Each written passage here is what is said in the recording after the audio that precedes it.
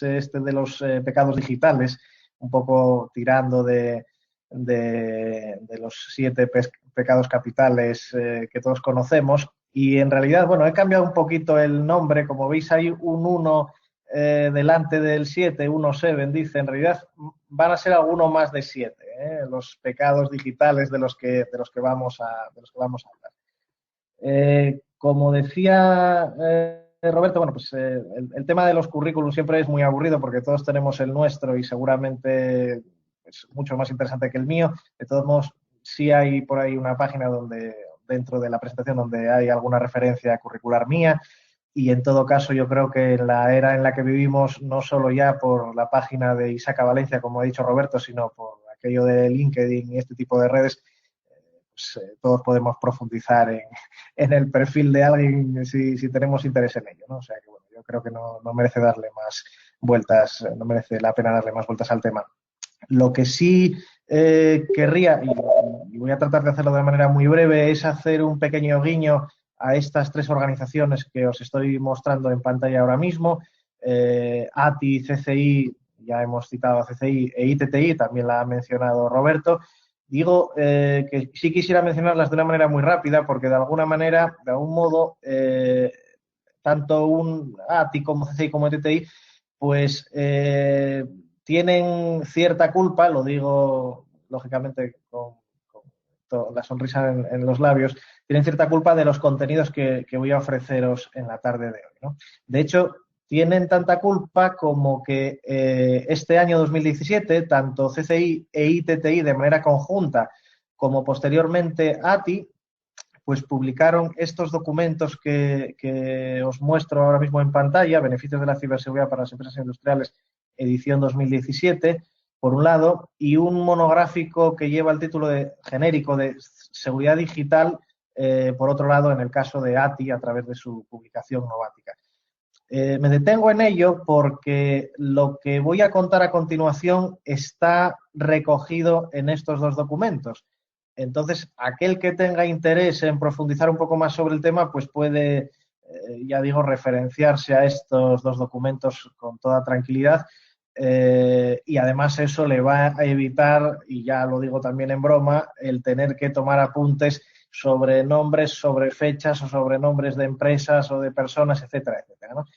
Porque yendo ya a entrar en materia, aunque quien me trae aquí hoy es el Centro de Ciberseguridad Industrial, sí es verdad que, y esta diapositiva es un poco de broma, como digo, sí que podía hablaros de temas de industria y de la ciberseguridad en la industria de manera muy específica, pero creo que va a ser más oportuno centrar el tiro en lo que realmente nos interesa hoy, que es el tema de las personas. Entonces, desde ese punto de vista, lo que voy a hacer a lo largo de los próximos minutos es presentaros a una serie de personas, ya los estáis viendo aquí en pantalla, y comentaros un poco pues en qué circunstancias se han visto cada uno de ellos y qué errores o qué negligencias o qué pecados, como se llama la charla, pues cometieron cada uno en su momento y en un contexto determinado, ¿no? Entonces, bueno, pues estos personajes, algunos conocidos seguramente, si habéis reparado en alguno de los rostros que os acabo de mostrar, algunos más conocidos, otros quizás no tanto, pues son de entornos distintos, como he dicho, son de incluso de sectores económicos distintos, no estrictamente de la industria, pero sí es verdad que en el dibujo general que hacemos nosotros, que es el que os estoy mostrando ahora en pantalla, sobre lo que llamamos el ecosistema industrial, el nombre que le damos un poco a todo el sector industrial dentro del ámbito de CCI, pues sí es verdad que hay actores de muy diferente tipo, ¿no? Hay, evidentemente, organizaciones industriales, hay infraestructuras críticas, hay empresas integradoras, hay ingenierías, hay empresas consultoras del ámbito más informático, los propios fabricantes, tanto de la rama industrial como de la rama informática. Estaría pues la administración, el gobierno, que de alguna manera regularía un poco todo ese escenario, e incluso estaría la sociedad como receptora de los productos, de los servicios, etcétera, que salen de esa industria, ¿no? Entonces, ya digo, esos personajes de los que vamos a hablar ahora realmente no estrictamente pertenecen todos al mundo de la industria, pero bueno, de alguna manera sí podríamos pues catalogarlos en alguno de estos iconos en alguno de estos actores que señalo aquí en esta diapositiva. Más concretamente, pues alguno de ellos está en el ámbito del sector petrolero y del sector gasista, alguno de ellos está, como veremos, en el área del transporte aéreo, incluso de la fabricación, del sector aeronáutico. Va a haber también quien esté en el ámbito estrictamente de la seguridad digital o de la ciberseguridad.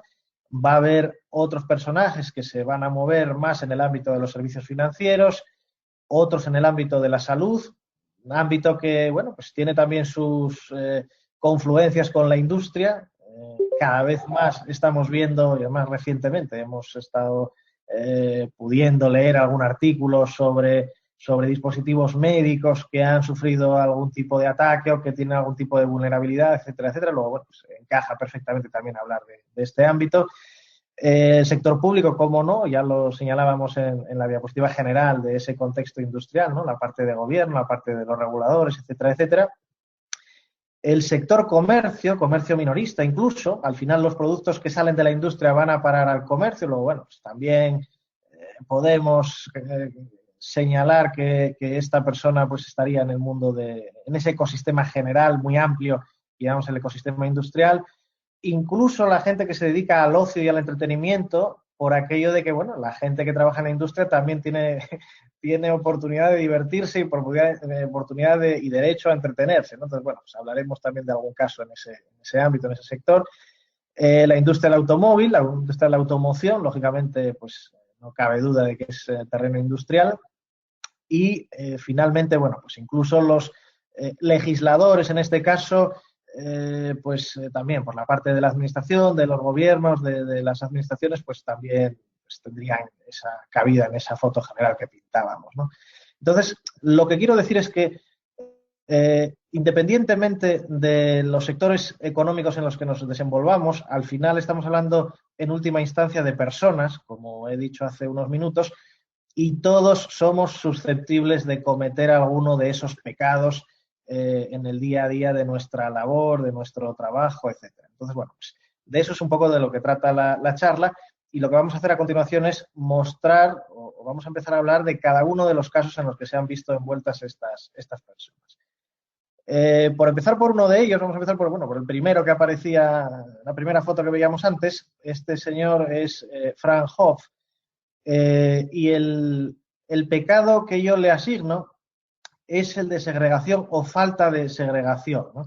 Concretamente, lo que ocurrió fue que Frank Hoff era un directivo de una empresa que operaba un gasoducto en una ciudad, bueno, en una zona del noroeste de los Estados Unidos, y allá a finales de los años 90, bueno, pues ocurrió un incidente que tuvo unas consecuencias bastante graves, una de ellas de carácter ecológico, como podéis observar en estas fotos. Las dos fotos corresponden al mismo arroyo, arroyo Walnut se llama, y las dos fotos son en color. La de abajo parece que es en blanco y negro, no, la de abajo es también una foto en color, solo que el color era negro, ¿no? Era una zona carbonizada que quedó tras el incidente, tras el accidente. El accidente no fue otro más que una fuga y posterior explosión de un gasoducto, ¿no? Gasoducto, como digo, que operaba la empresa a cuyo frente estaba este caballero en calidad de director general de operaciones y demás.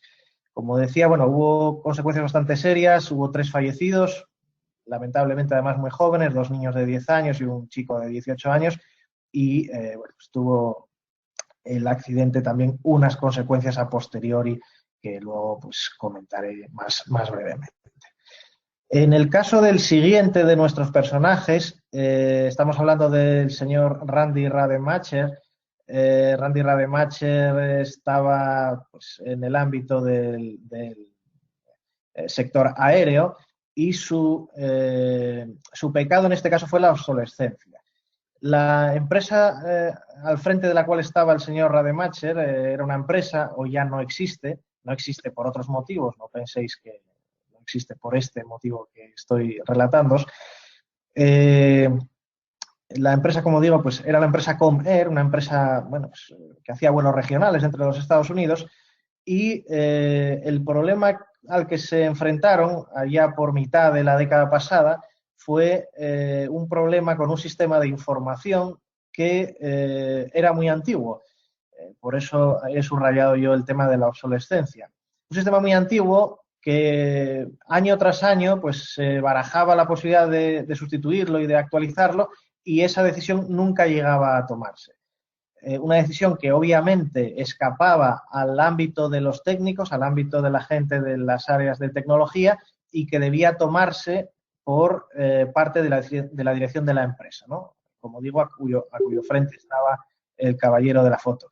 Esa decisión no llegó a tomarse nunca. De hecho, bueno, para seros sinceros, se tomó en un momento determinado, pero fue lo suficientemente tarde como para que la solución técnica nueva no llegase a tiempo, ¿no?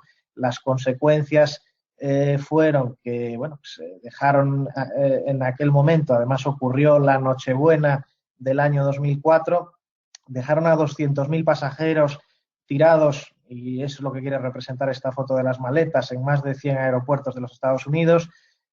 Como se decía entonces, bueno, la prensa dijo entonces, miles de niños norteamericanos no pudieron recibir a tiempo los regalos de Santa Claus, etcétera, etcétera. Bueno, son cosas que parece que nos puede causar cierta sonrisa, y sin embargo, muy probablemente eso afectó de manera muy grave a la imagen de la compañía, ¿no? Pues bueno, pues ese es uno de algunos, decía, de las consecuencias, ¿no? En el caso del señor Radermacher. El caballero de la foto en este caso es Peter Darby.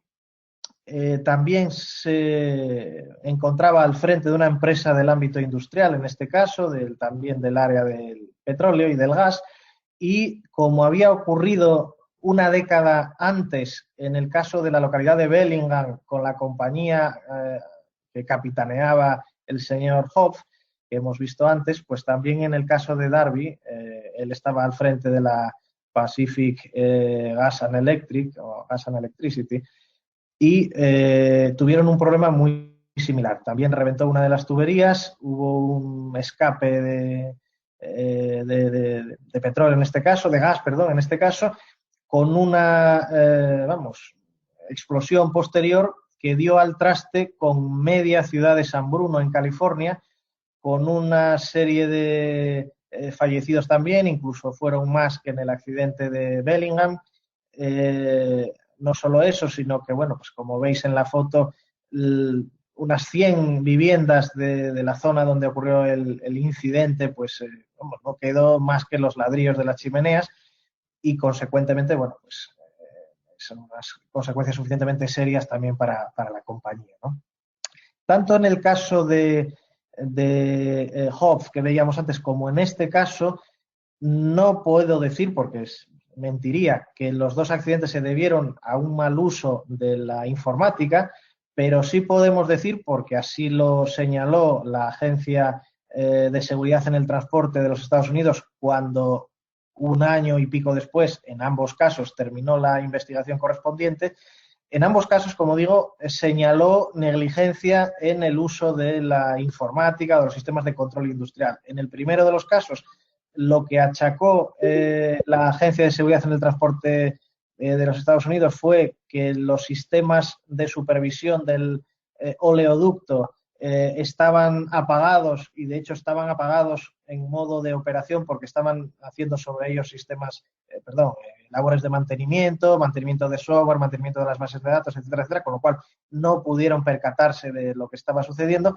Y en este caso del señor Darby, o de la empresa del señor Darby, lo que señalaba o lo que señala, se puede consultar el informe de la agencia correspondiente que investigó el accidente, pues fue que no tuvieron o no tenían, no contaban con un plan de contingencias, un plan de respuesta ante semejante eventualidad. Y eso hizo que, bueno, que las consecuencias probablemente fueron lo graves que he señalado antes, fueron mucho más graves de lo que hubiesen podido ser si se hubiesen atajado los efectos a tiempo, ¿no? En el siguiente caso estamos hablando de Aaron Barr. Aaron Barr estaba también al frente de una compañía de servicios de seguridad digital, una compañía de ciberseguridad, HB Gary Federal, trabajaba sobre todo para el gobierno federal de los Estados Unidos, y yo creo que cometió un pecado de inocencia, como señalo aquí en la diapositiva, por el siguiente motivo. la empresa no estaba yendo muy bien financieramente y él creyó que, bueno, con un determinado golpe de efecto mediático podía solventar un poco esa situación, ¿no? Que las cosas mejorarían para la empresa. Lo que hizo, lo que se le ocurrió fue anunciar en una conferencia B-Sides que se celebró en San Francisco que iba a desvelar la identidad de determinados miembros de Anonymous. Ese fue su error porque al haberlo anunciado con cierta antelación, lo que ocurrió fue el efecto contrario, que Anonymous pues tomó cartas en el asunto, tomó represalias, hackeó la empresa de este caballero y, entre otras cosas, salieron a la luz determinados emails que lo dejaban en una situación bastante comprometedora, ¿no? Eso, bueno, pues dio también, pues, con problemas a él personalmente, a la empresa, como luego comentaré.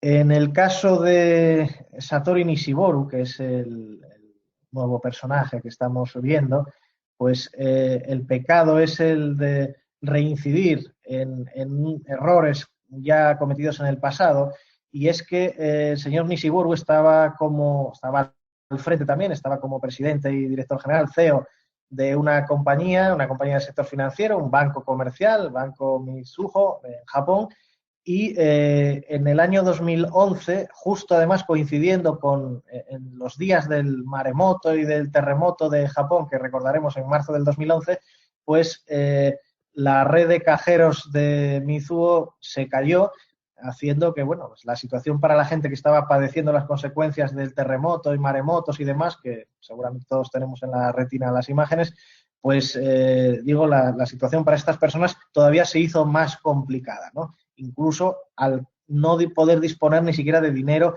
que en otras circunstancias habrían podido sacar en los cajeros de esta entidad. Bueno, pues eso unido al hecho de que ya les había ocurrido lo mismo muy poquitos años antes, en unas circunstancias diferentes, pero con los resultados muy similares, hicieron bueno, pues que las consecuencias también fuesen notables para la imagen de la compañía y para el propio señor Nishimori, como veremos después. Pero no todos son problemas estrictamente informáticos, no todos son hackeos, hay también otros problemas. En este caso, la señora de la foto es Sue Lewis, y Sue Lewis quizás cometió el pecado de la opacidad, o fue más bien víctima de la opacidad, y es que seguramente se enteró muy tarde de lo que tramaba su marido, que es el señor que ocupa la foto central, Peter Lewis, junto con su, entre comillas, socio, Norman Moxon. El señor Lewis era el director de sistemas de información de los hospitales, del complejo hospitalario de Surrey, en el Reino Unido, y el señor Moxon, que aparece a la derecha, más joven, era un consultor de una firma de consultoría que trabajaba para el señor Lewis. El caso es que entre los dos, pues, intentaron defraudar al sistema público sanitario británico, de manera que a través de un determinado contrato de una cuantía notable, un contrato informático, pues quisieron quedarse con unas, bueno, digamos, mordidas, ¿no? Un porcentaje de ese dinero que iba a ser objeto de ese contrato. Lógicamente, la situación se dio a conocer, se descubrió, si es verdad que unos meses después de que ellos empezasen a cometer ese fraude, y en todo caso, bueno, pues se vio afectada de manera colateral la esposa del señor Lewis, como comentaré también después. Lamentablemente para ella, ¿no? Aquello de dormir con tu enemigo, ¿no? Podríamos también resumir este caso.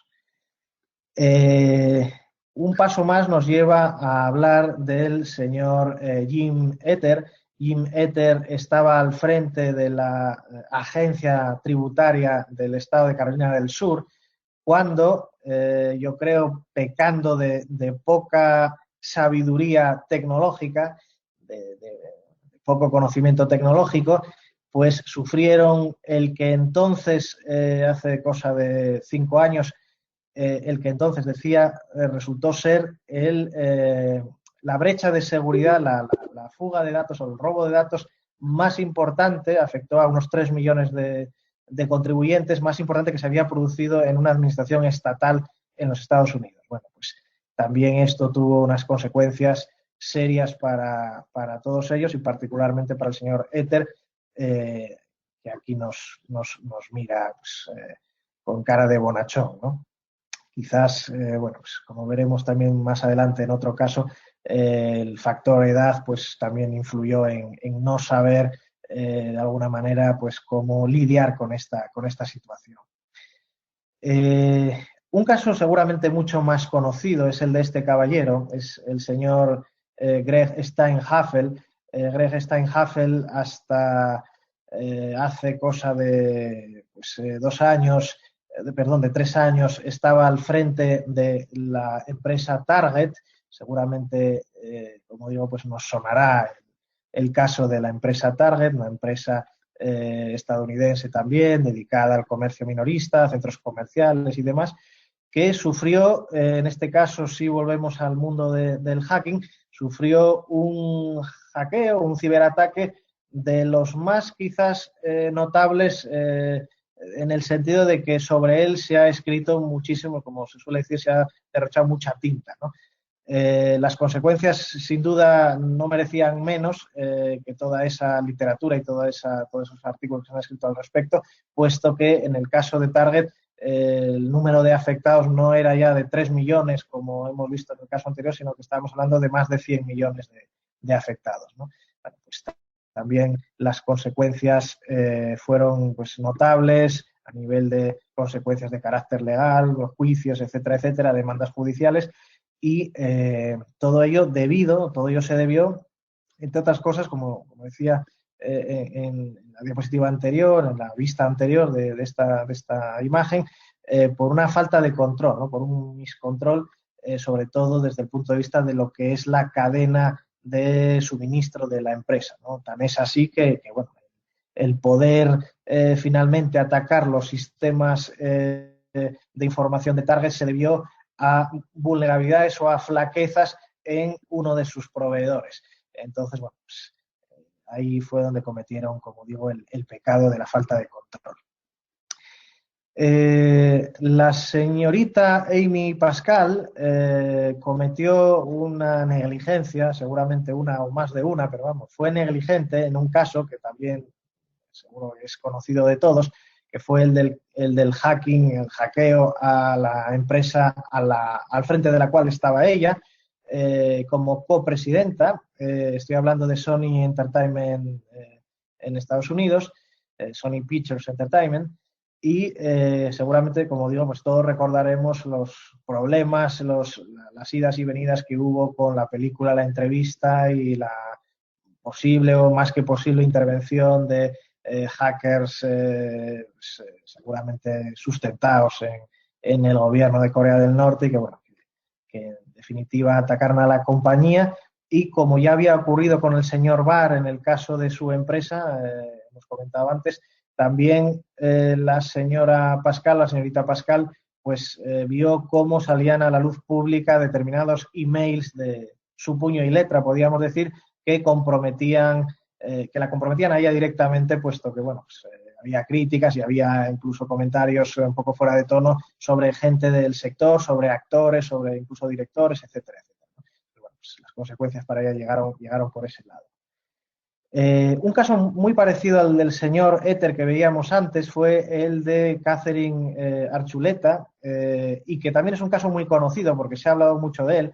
La señorita Archuleta estaba al frente de la OPM, la Oficina de Gestión de Personal, la Oficina de Gestión de Recursos Humanos de la Administración estadounidense, que también sufrió un ataque hace cosa de 3 años, creo recordar, en el año 2014, y de nuevo su falta de conocimiento, su illiteracy, ¿no? Su ignorancia en temas tecnológicos, pues no ayudaron para nada bueno, pues, a que las consecuencias fuesen menores, ¿no? De hecho, inicialmente se tuvo noticia de que había 4 millones de registros comprometidos y unos días después la cifra ya pasó de 4 a más de 20 millones, ¿no?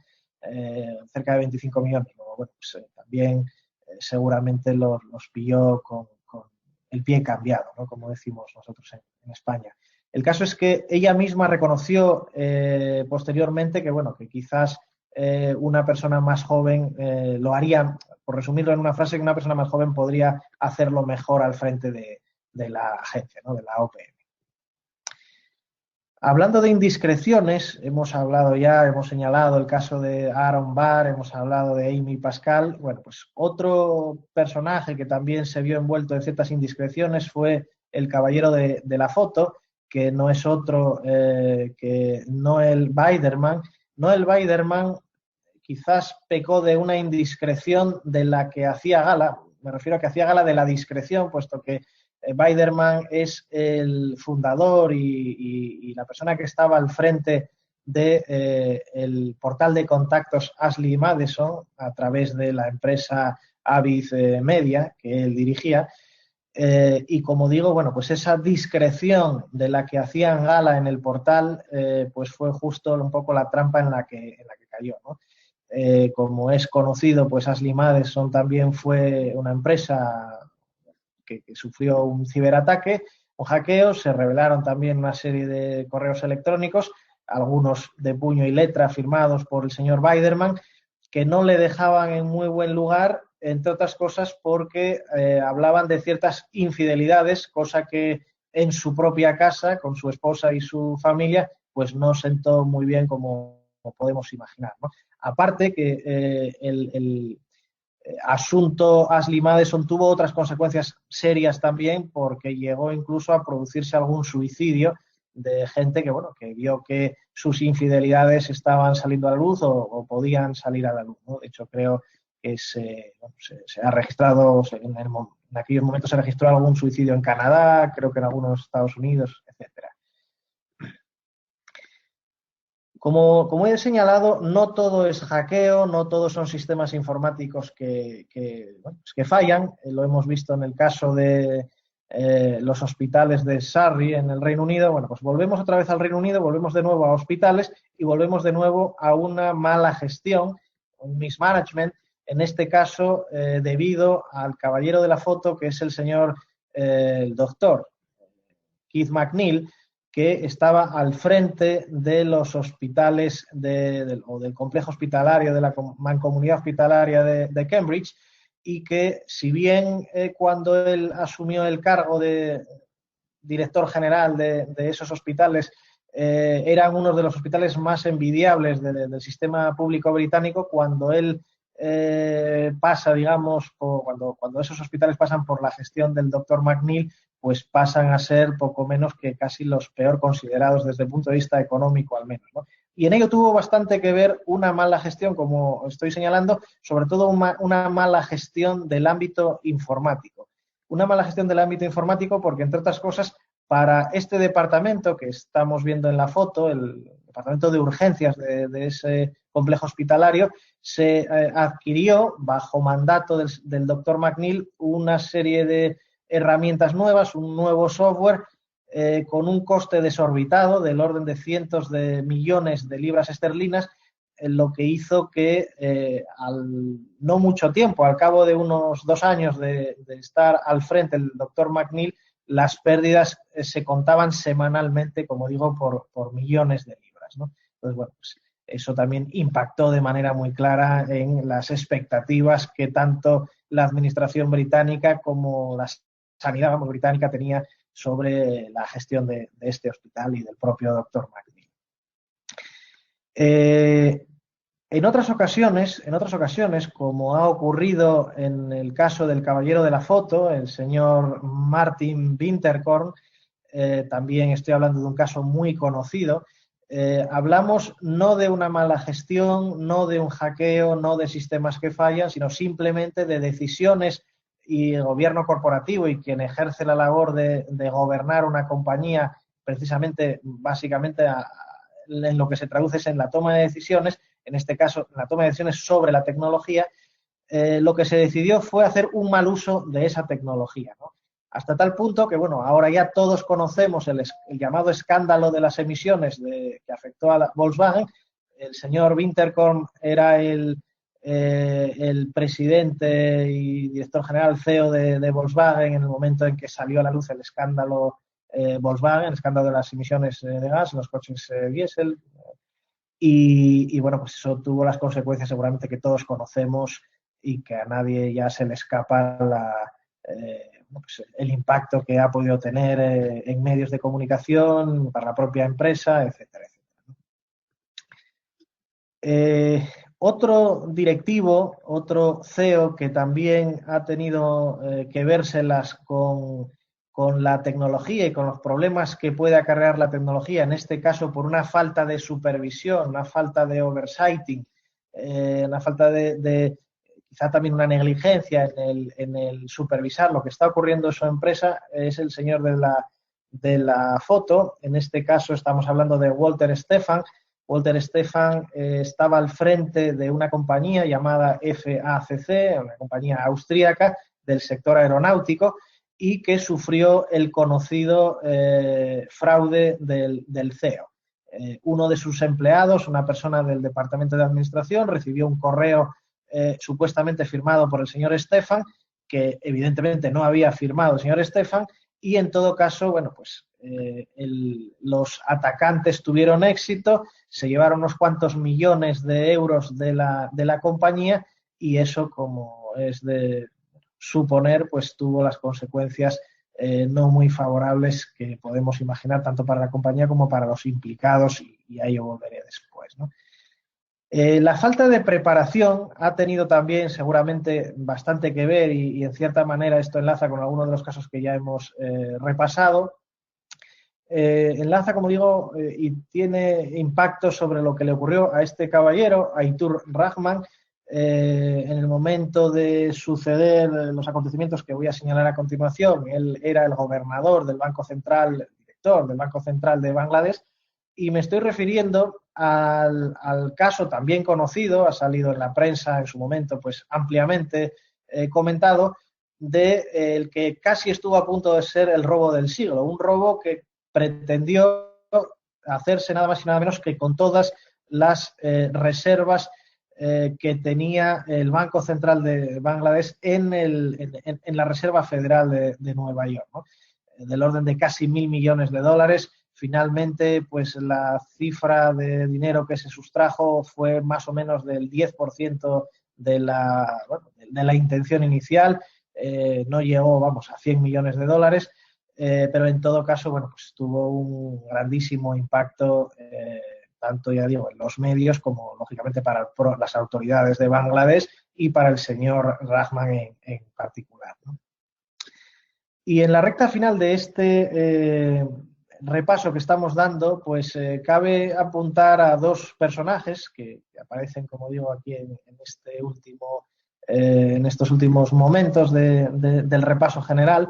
El primero de ellos hace referencia a esta señora, es Debbie Wasserman Schultz. La señora Wasserman Schultz era la presidenta del Comité Nacional Demócrata en el año 2016, y yo creo que cometió el pecado, como señalo aquí, de partisanship, de ser partidista, en este caso concretamente de apoyar la candidatura demócrata desde esa posición que ocupaba de presidenta del Comité Nacional Demócrata, apoyar, como digo, la candidatura de la señora Clinton, y no la del señor Sanders, que competía con ella en aquel momento, ¿no?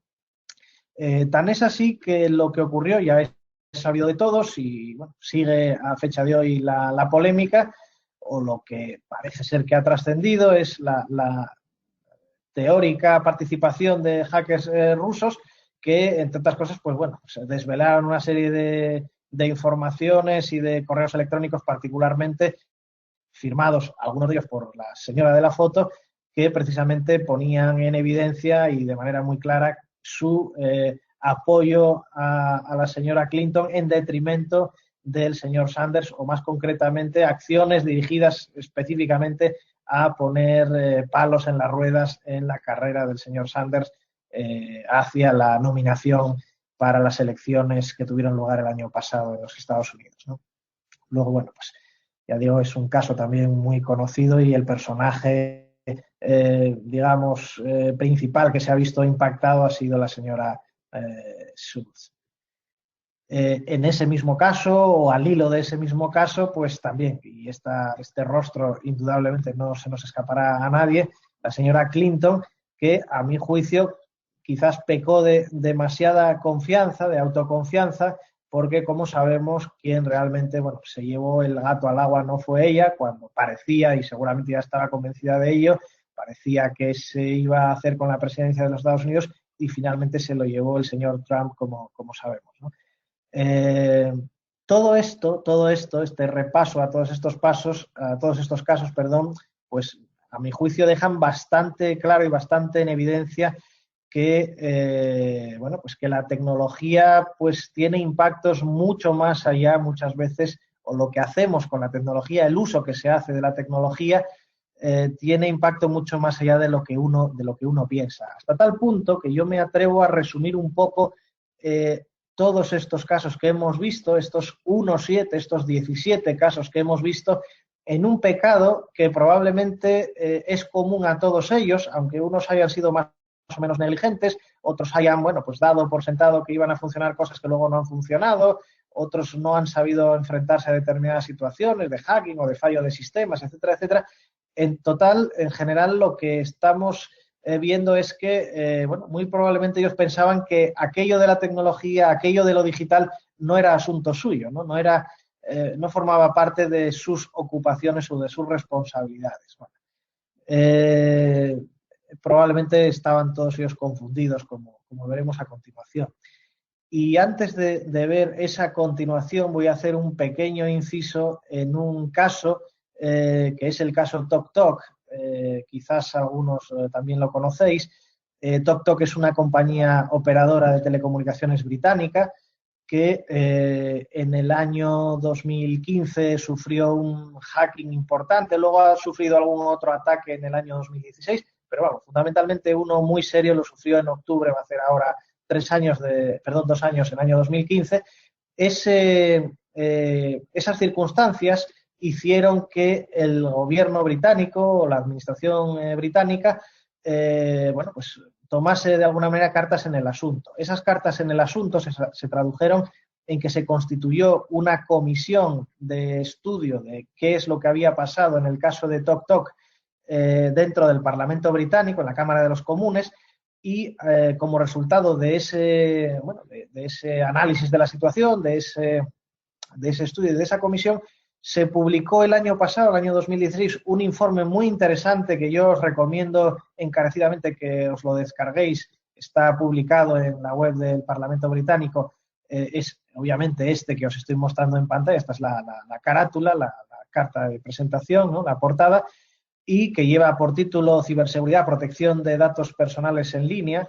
Y dentro del informe se hizo una serie de cosas muy interesantes y he querido destacaros alguna. Concretamente, una de ellas dice así: aunque la responsabilidad en última instancia de la ciberseguridad dentro de una compañía recae en su director general, en su CEO, en ningún caso se atreven a decir, dice que muy rara vez, muy difícilmente, esa persona, ese CEO, con esa altísima responsabilidad que acaban de señalar, pues muy difícilmente va a tener que dimitir en el caso de que se produzca un ataque. Decir esto o leer esto de los parlamentarios británicos después de haber visto pues un poco todos esos casos más o menos graves que hemos ido relatando en estos últimos minutos, pues la verdad es que sorprende bastante, ¿no? Y sorprende bastante porque todos ellos, no lo he dicho hasta ahora, aunque supongo que ya lo habéis concluido, pero creo que es el momento de decirlo, todos ellos, y por eso los he seleccionado, perdieron su puesto como persona al frente de esas compañías y ha ido ocurriendo a lo largo de los años, como veis, en el 99, en el 2004, en el 10, en el 11, en el 11, en el 12, 12, 13, 14, 15, 15, 15, etcétera, ¿no? Cada vez más habitual que esto ocurra. Lo cual, insisto, pues llama bastante la atención que hagan esa afirmación tan tajante los diputados británicos diciendo que, que los directores generales de las compañías, aun teniendo responsabilidad, la máxima responsabilidad sobre lo que ocurre en materia de ciberseguridad en sus empresas, o en materia de riesgos digitales, vamos a decirlo así, con digamos, una perspectiva más amplia en sus diferentes organizaciones, llama, como digo, la atención que, bueno, que digan semejante cosa cuando los hechos, y son hechos absolutamente conocidos, están en la prensa, dicen todo lo contrario, ¿no? Que la tecnología mal supervisada, mal gobernada, pues puede jugarle una muy mala pasada a quien ostenta esa posición de gobierno, de supervisión dentro de la compañía. Lo cierto es que, como decía, el informe británico dice cosas interesantes porque al menos llaman la atención. Una de ellas es la que acabamos de señalar y otra, perdón, en la que quisiera reparar también es esta que os muestro ahora, ¿no? Y que dice así: la ciberseguridad debería recaer en alguien capaz de hacerse cargo del día a día de dicha responsabilidad, siempre con la supervisión del Consejo de Administración, del directorio, de la Junta, como Latinoamérica soléis decir, los que estáis en Latinoamérica. Ese alguien, además, señala, y aquí, bueno, pues es lo que más llama la atención, dice, es quien debería ser sancionado. Han descartado, lo veíamos en el párrafo anterior, han descartado que sea el CEO quien sufra las consecuencias directas, y sin embargo apuntan a un responsable técnico como aquella persona que debería ser completamente sancionada si la compañía no toma las medidas, los pasos suficientes, necesarios para protegerse frente a ciberataques. Por ejemplo, esa persona, lo dicen ellos, podría ser el CIO, podría ser el Head of Security, podría ser pues el director de el CISO, el CISO, etcétera, ¿no? En ningún caso el CEO, es lo que más o menos vienen a señalar. La triste realidad es que hay casos en los que efectivamente esto es así. Yo diría que en casi todos los casos, aparte de que los ciberataques o los incidentes tecnológicos de carácter tecnológico se lleven por delante al CEO, al director general, generalmente también se han llevado previamente a los responsables de tecnología, ¿no? Y este es un poco el caso de que nos encontramos en Volkswagen, donde quien ha sido juzgado y ha sido, digamos, sentenciado es este caballero, que es el señor James Liam, y que en ningún caso era un alto directivo del grupo Volkswagen, era un mando intermedio con responsabilidades en áreas técnicas, en áreas de I+D, etcétera, etcétera, pero que, como digo, para nada era un alto directivo de la compañía. De momento es el único al que se le ha juzgado y al que le ha caído una pena de prisión, bueno, pues cuando los directivos, aunque estén también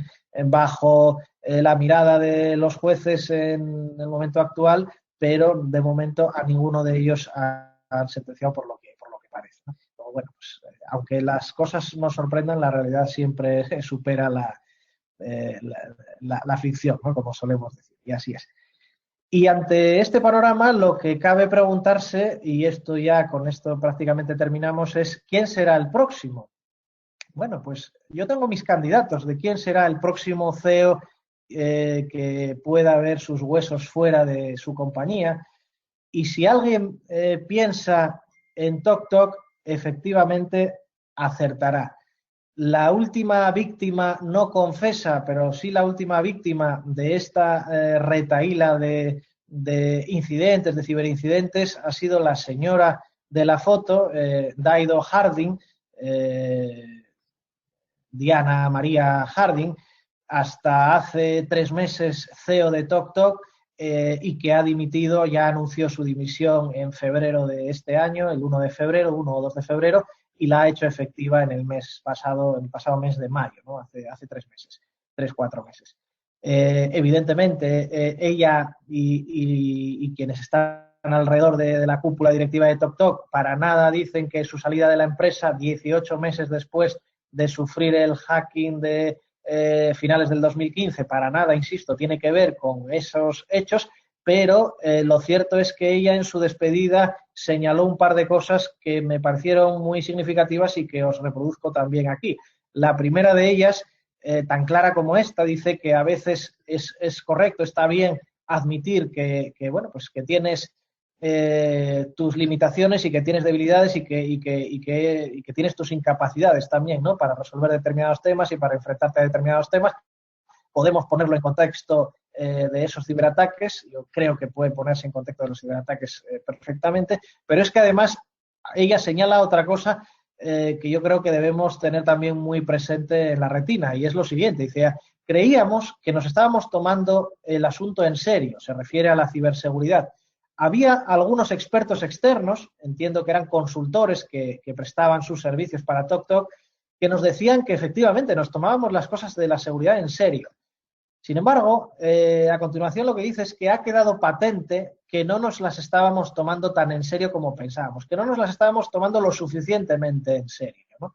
Y termina diciendo una cosa que es la siguiente. Dice, creo poder decir, viene más o menos a decir lo siguiente, ¿no? Creo poder pensar que sé mejor que cualquier otro CEO de mi país, cualquier otro CEO británico, que todos y cada uno de nosotros lo que hacemos es subestimar la importancia, la relevancia que tiene la ciberseguridad. Luego, bueno, pues como digo, el que haya hecho estas declaraciones en el marco de su salida de la compañía, probablemente pues hemos de creernos que es cierto que su salida no tiene nada que ver con aquellos acontecimientos que, como digo, se produjeron en el 2015, pero que se han vuelto a repetir en 2016, pero bueno, es bastante significativo que ella, como mensaje de despedida, deje estas palabras, ¿no? A partir de aquí, obviamente, la protagonista de la semana es Equifax. Queda en el aire y queda la duda de cuáles van a ser las consecuencias dentro de unos meses. Seguramente, yo creo que es todavía a días vista del escándalo Equifax. Yo creo que habrá que dejar también unos meses para ver cuáles son verdaderamente las consecuencias, y las consecuencias no solo para los clientes, sino para la dirección de la compañía, que seguramente, bueno, pues tomó decisiones que no eran del todo correctas o dejó de tomar otras que eran necesarias y que no llegaron a tomarse, como en algunos de los casos que hemos visto en este repaso que hemos dado en la tarde de hoy. Yo lo dejo aquí, os doy las gracias por vuestra atención, y a partir de ahora, bueno, pues si tenéis alguna cuestión que plantear, encantado de resolverla si me veo capaz de hacerlo. Únicamente me permitís que haga una reseña final relacionado con ISACA Valencia y con Valencia en particular. Nosotros como CCI estaremos en Valencia dentro de unos días, la semana que viene, concretamente los días 20 y 21, ofreciendo un taller y ofreciendo una sesión de divulgación. Bueno, pues creo que el capítulo de Valencia tiene algunas invitaciones. Hago este pequeño recordatorio para aquellos que podáis estar por aquí y que estéis interesados en asistir. Muchas gracias. Muchas gracias, Miguel. No sé si hay preguntas. Mientras a alguno se le ocurra preguntas, comentar, pues como ha dicho Miguel, que sí, tenemos invitaciones para el evento en el que estaremos con nuestros compañeros de CCI. Comentar también que, bueno, aprovechando también, pues la semana que viene hay otro webinar, ¿vale? En este caso es pensando como hackers. Y el día 26 y 27 de octubre tenemos el 11º Congreso ISACA Valencia hablando de ciberdelitos, ¿vale? También Miguel nos ha estado hablando un poco de algunos de los delitos que han sucedido en los últimos años y que a alguno le ha costado la cabeza, como bien decía. Sí, vamos, la moraleja al final es un poco esa, ¿no? Que bueno, que la gente que está dirigiendo las empresas cada día son más conscientes. Yo creo que sí que cada día son más conscientes, pero aún hay muchos casos, y esto evidentemente es una muestra creciente, porque llevamos estudiando este tema no desde el año 99, que es el primer caso, pero un poco después empezamos a interesarnos por estos temas en la órbita de ITTI y más recientemente en la órbita de CCI. Y lo cierto es que, bueno, son la prueba evidente de lo poco conscientes que somos. Lo digo así en primera persona del plural, pero en realidad lo poco consciente que es la gente que está al frente de las organizaciones de lo mucho que le va, vamos, se suele decir, me va la vida en esto, ¿no? Pues a muchos directivos sí les va la vida en lo digital, ¿no? En lo cibernético, en el uso, como he dicho en estos minutos de la presentación, en el uso que damos a la tecnología, en decisiones que tomamos que tomamos a nivel corporativo, que toma la empresa con respecto a la tecnología, etcétera, etcétera. Entonces, bueno, pues no se trata de, he hecho en algunas ocasiones, y reconozco que no es una frase mía, es una frase del señor Efterhari, es uno de los fundadores del ICIT, un think tank estadounidense que se dedica precisamente a estas cosas de la ciberseguridad, y en alguna charla se lo he oído decir, dice, bueno, no estamos aquí para meterles miedo, estamos para abrirles los ojos. Bueno, pues eso es un poco el mensaje que yo también querría trasladaros hoy, ¿no? Muy bien, Miguel. Pues lo dicho, no sé si tenéis preguntas, podéis usar el chat para realizar las preguntas. Mientras tanto, sigo recordándoos que las CPs, para aquellos que seáis de ISACA, podéis obtenerlas a través de la web de isacavalencia.org/formación. Se publicarán me imagino que hoy mañana se publicarán las preguntas y podréis hacer el test para obtener las CPs. Y los que estéis interesados en el evento de la semana que viene, pues lo mismo, como igual que os habéis inscrito para este, pues os inscribís para el próximo. Y para el congreso, pues en isacavalencia.org/congreso 2017. No veo ninguna pregunta, Miguel. No sé si es que Bueno, os has dejado todo súper claro o son un poco vergonzosos, pero de momento no tenemos preguntas. o los hemos aburrido, a lo mejor hemos conseguido aburrirlos. No, no creo, porque el tema está candente y yo creo que el punto es que no es algo que vaya a mejorar en breve, ¿no? Que esto de No, la ciberseguridad, sí que hay empresas que se lo están tomando muy en serio y están eh, poniendo mucho presupuesto y recursos encima de la mesa para solucionar los problemas o intentar reducir los problemas existentes, pero vemos que esto sigue igual en otras muchísimas organizaciones y que va a ser día a día. Y ya no solo también en las empresas, sino en tu vida personal, ¿no? Que al final todos estamos ya digitalizados y nuestra vida casi está más digitalizada que física, ¿no? sí, sí, la verdad es que yo creo que costaría, si nos lo propusiésemos, costaría bastante a nosotros, a título personal, me refiero, que ya que lo has mencionado, yo creo que nos costaría bastante aislarnos de todo este mare magnum tecnológico que nos rodea, que encima de la mesa tenemos el portátil y el móvil y el no sé qué y tal. Nos costaría porque estamos demasiado acostumbrados y somos ya demasiado dependientes de ello, pero vamos, yo creo que alguna solución hay que encontrar. Estoy pensando en que hay voces incluso, no ya en el plano de plano personal, plano individual, sino que esa misma dependencia precisamente es lo que al mismo tiempo fortalece y debilita a las empresas. Una empresa altamente tecnificada probablemente está en una posición frente a competencia no tan tecnificada muy superior y muy ventajosa en cuanto a abordar luego el mercado y clientes, etcétera, etcétera, pero al mismo tiempo eso puede hacer que tenga los pies de barro y ser su cruz, de algún modo, ¿no? Ser su debilidad, ¿no? Esa alta dependencia. Y decía que hasta tal punto que, bueno, ya hay algunas voces, yo he leído algún artículo, incluso ya de hace pues, un año o 2 años, que apuntan hasta qué punto es también interesante el seguir por esta senda de tanta digitalización y tanta tecnificación, ¿no? Hasta qué punto no sería recomendable el echar un poco el freno o la mirada atrás y decir, bueno, igual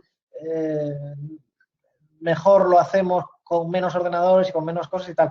Esto que parece, bueno, pues una idea demasiado rompedora y demasiado revolucionaria por lo que supondría de paso atrás, al final resulta que no es solo una idea que uno lea de determinados analistas o determinados pensadores en un determinado artículo, es que luego ves que en la realidad está haciéndose eso.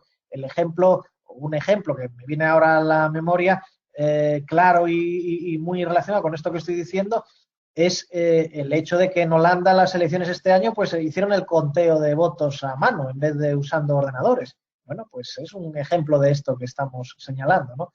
Entonces, bueno, pues Supongo que habrá que llegar a un punto de equilibrio donde el uso de la tecnología, aprovecharlo desde el punto de vista de esos beneficios que nos trae y al mismo tiempo, bueno, equilibrar el tema de los riesgos, saber abordarlos, saber identificar aquello que puede suponer más o menos riesgo y saber o tratar al menos de mitigarlo de la mejor manera, ¿no? No hacer cosas como algunas de las que hemos señalado hoy en el ámbito industrial, y vuelvo al ámbito industrial de nuevo, tener equipos que son para la operación de una determinada instalación, tenerlos apagados o tenerlos para otra tarea de mantenimiento o de programación, de código, etcétera, etcétera, cuando realmente tendrían que estar activos dándote información de lo que pasa en un determinado proceso físico, ¿no?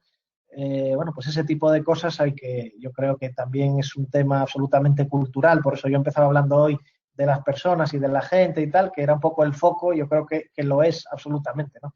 Que mientras no tengamos un poco todos esa conciencia de las consecuencias que todo esto puede tener, pues seguirán ocurriendo problemas, ¿no? Desde luego, y mientras haya gente que se dedica a hacer el mal también, ¿no? Pero bueno, eso es otro asunto. Que además creo que lo vais a tratar la semana que viene. Sí, yo creo que eso da para muchos otros webinars. Y sí, la semana que viene tenemos ya algo tratado para, bueno, En esa línea. un webinar en esta línea. Y el congreso, bueno, que como os decía antes, ciberdelitos, cómo protegerse, cómo evitarlos, pues que va también muy en esa línea, ¿no? Pues Miguel, muchas gracias por tu participación con este webinar para Isaac Valencia. Un placer como siempre, gracias a todos los asistentes y nada, os esperamos en la próxima ocasión. Gracias a ti, Roberto, en primer lugar, personalmente. Ya sabes que para mí también es un placer. Y gracias a todo el equipo del capítulo de Isaac Valencia y a los asociados, pues bueno, pues lógicamente son ellos los que al final acceden a estos contenidos, si no en directo, pues en diferido, etcétera, y también un poco por ellos lo hacemos Sí. y al mismo tiempo, pues ya digo, con todo el agradecimiento, ¿no? Pues sí, muchas gracias. Lo dicho, nos vemos. Venga, muy bien. Un abrazo a todos. Nuevamente, hasta luego. Chao.